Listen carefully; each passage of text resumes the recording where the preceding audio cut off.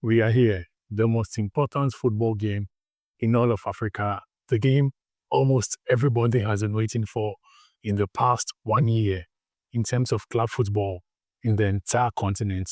The second leg of the final of the CAF Champions League, Pyramids FC from Egypt hosting that is Mamelodi Sundowns from South Africa.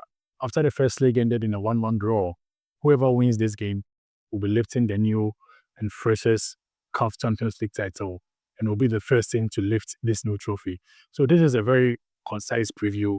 This is a preview you want to watch because you want to know the dynamics, who is the favorite, who could probably win this game. So you want to watch this video and just keep on watching it.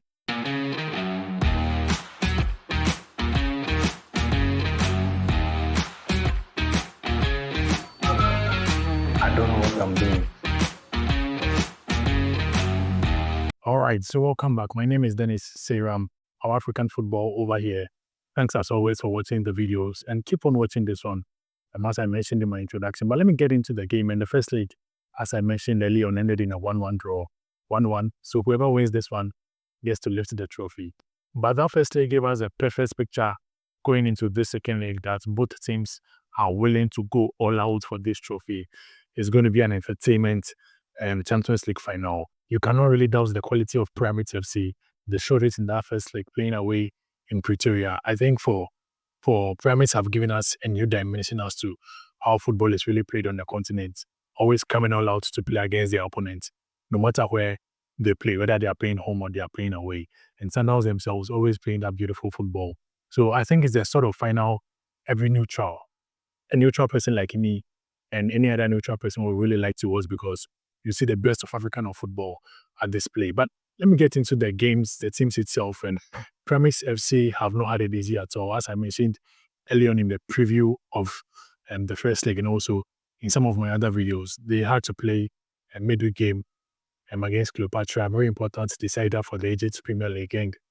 And from what happened in that game, this was the lineup they used for the game against, that is, Cleopatra. And then this was the lineup they used for the game against Sundowns in the first leg. So 5 key players were given the rest.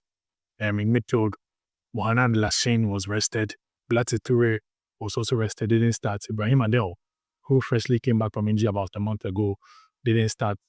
Also, Fiston Mayele didn't start. And then Walid El-Khati, the man who scored the goal in the first leg, also didn't start. So 5 fresh players didn't start. But I think this is both a bitter-sweet experience for Pyramids. It's both good news and bad news. And let me explain. So I've worked in football before and been part of the coaching staff of a team. And from my experience, what you always don't like as part of a coaching staff is when you have a game in between, sandwiched in between a very important game. So if you are playing an important game, let's say if today is Saturday and you are playing an important game the following week, what you really hate is to have a game sandwich in between that important game because it sort of limits how you prepare for that important game.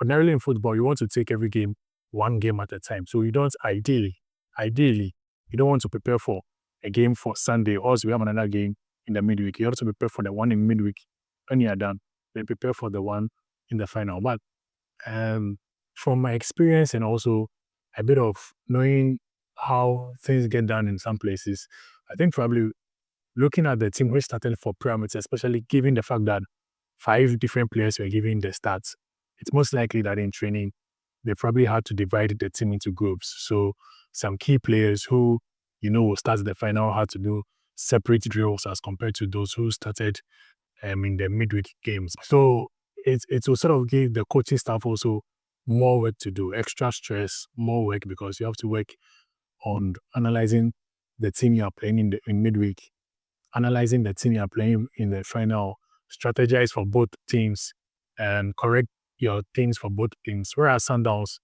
the experience should be straightforward. Ordinarily, the day after a game, you normally use it for recovery and rest. So players either get their rest, do some light recoveries here and there. So I'm sure that what must probably happen with Sundowns because they played the first leg in South Africa. They had been in South Africa preparing for the second leg. For Pyramids, they had to fly back to Egypt immediately after the game. So even recovery for that game will be a bit of a problem considering they had to fly as well. As compared to Sundowns, who will probably go straight to their team base and then rest and then recover for the next training session. So, I mean, Sundowns have had the full week to prepare. The normal preparation sessions you do, you correct your mistakes from the previous games, you do some drills to correct the mistakes, do some drills to also plan ahead. Then you add the tactical, analyze the game, add the tactical bit of it. I mean, the normal delays you do in training for a bit. I'm sure they've had a smooth pathway in doing all that. But for Pyramids, it wouldn't be smooth because as I mentioned earlier, you have to prepare for the midweek game against that is Cleopatra and the HS Premier League, which they've already played, and then prepare for Sundowns too. But where I think it's going to be a positive experience, this particular one for Pyramids is that they won that game by 5-1. So going into a Champions League game and winning your last game by 5-1, psychologically, is a huge boost, huge advantage for Pyramids, knowing that, I mean, they will be already feeling excited and happy going into that game. The second advantage is they got a red card in that game against Cleopatra and still managed to win by 5-1. And they've had a real-time situation to sort of analyze how to play, their strengths and weaknesses during a time of crisis when they go a man down. So should they go a man down in the final against Sundown, it's easier, relatively easier for them to know how to strategize moving forward as compared to Sundown, who have been used to playing with the full 11 men for the entire knockout stage campaign. Yes, I think the last time they got a red card was when they played against Asfa. It was, I think, Raja Casablanca. So Sundowns are probably much more used to playing with 11 men. So when crisis come, when they get a red card, it could happen as it happened in the Confederations Cup final. Pyramids will probably know how to manage it better because they've recently had an experience and they managed it. And the third reason why is that, I mean, the game against Cleopatra in midweek, they managed to rest 5 key players. I mentioned their names already. And 3 of these players came in the second half and had the feel of the game. So it sort of continues the rhythm. You move from one point to the other. There is not a break in the rhythm of play for that is Pyramids FC. And they had enough minutes not to stress, not to get too fatigued, and then didn't also stay out of the game for too long. So there'll be a lot more fresher in the sense of continuing the rhythm of the game, which I think would be a good advantage for the Pyramids team. But here is why I think also it's a big problem going into the final. So the whole center line, the whole center back line, the center back line from left back, center backs, and right back started this game. That means in the last 1 week, they'll be starting their third game. That is if Pyramids do play the same back line. They'll be starting their third game in 1 week, which ordinarily you'll be fatigued as a footballer playing such consecutive games without rest. So if I'm Sundowns, how do I take advantage of a moment like this? Because it's a purely advantage to Sundowns in terms of this particular perspective. So I think the ideal way for Sundowns would be to try and work out the defense, ensure that the defense do not remain static. They have a lot of work to do. So you stretch them out. You give them runs to bait. You stretch the defense out and you switch attackers. So they're always tracking one player, tracking the other, making runs because they've already played 2 games in the past week, and then they are playing their third game in the past week. And all these players played 90 minutes in all these games. So you stretch them out. So make sure they are even being stretched. You play wide so that they make the runs in the very early minutes of game. And what happens is that when you work the defenders very early on in the game, it's most likely that getting to the latter stages of the game, they might be fatigued. And one thing you wouldn't want at all is a fatigued defender, because when a defender is tired, they are much more. It's easier for them to make errors, easier for them to make mistakes, easier for them to trying to make a clearance and then they make a mistimed clearance and then get an own goal.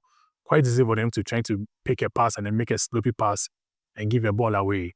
Quite easy for them to maybe when he is making the offside line, a defender might be so tired that he doesn't sync with the team. So he drops in the synchronization and then plays you onside. So offside line should not even be that effective with a tight defensive line. So these are all areas that Sundowns could really utilize in this game to their advantage. But let me also touch on an area in the first leg, which I think Pyramids could probably also be able to utilize in the second leg. So in the first leg, Pyramid tended to attack a lot through their left winger, Ibrahim Andel. And he really had a difficult time against Kuliso Mudau. He was handled. He was really handled by Mudau, who made sure that the Pyramids left winger, that is Ibrahim Andel, was not able to beat him in there. But coming into the second leg, I think I've read from a couple of Egyptian portals that this man, who is the right back for Pyramid, will be back fit. That's Mustafa Fati, and he'll be back fit for this game. So if I'm Pyramid, I think the most ideal thing for me to do in this second leg will be not to overwork Ibrahim Adel too much, because yes, he has the quality. He's probably the best player in the Pyramid team, but then from what happened in the first leg, he's easily containable. But an area that he really thrived on was when he was being used as the decoy, or when players were playing off him, because this is a dangerous player. He always has the attention of him. So if he's not the one driving the ball forward, trying to create the spaces by dribbling here and there, and they are using him as the decoy, it's easy for him to sort of attract players to him and then play in other players. So he even created one chance for Fiston Mayele in the first leg in this manner, when he was playing through his players instead of taking the initiative to dribble and then create the chances himself. So I think that would be the perfect role to give him, to use him as a decoy. He gets the ball, releases it, attract players onto him, releases the ball. Sometimes he probably stepped a little bit into the central zone a couple of times, which will allow Pyramids to then exploit their right winger. That is, if Mustafa Fafi is able to return. And he's proven that he's a very creative player, can also take on players easily. And Sundown defensively, their weaker side has always been their left side defensively, because Aubrey Modiba, who is the left back for Sundowns, is a very good technical player. He offers a lot in possession, offers a lot when attacking, but his defensive work rate doesn't really match up to what he really offers in terms of in possession and also in attack. So that could probably be the best area for Pyramids to exploit, instead of trying to break through Ibrahim Adel on the left side, break through, that is Mustafa Fati on the right hand side, who has the ability to create. He knows really how to create the chances. So if you get him the ball, he makes one or two dribbles, he can get you an inch perfect cross, can get you a low sweep cross, he can make a pass to an oncoming midfielder to shoot onto the ball. So I think that would be the best area for Pyramids to attack Sundowns. But this game is a home game for, that is, Pyramid FC. So I want to look into the numbers as to the performance for both teams when they are playing at home. That's when Pyramid is playing at home, and when Sundowns is also playing away. For Pyramid, and they've played 5 games at home in the Champions League this season. And for some of their key players, Tristan Mayele has scored 5 goals at home. Ibrahim Adel has also scored 5 goals at home. Mustafa Fati, the right winger I was talking about, has scored 2 goals at home. And then Ramadan Sobi also scored 1 goal at home. So at home, the attackers are very lethal. We didn't see much of Tristan Mayele in the first leg because he's always dangerous at home. We didn't see much of Ibrahim Adel in the first leg because he's always dangerous at home.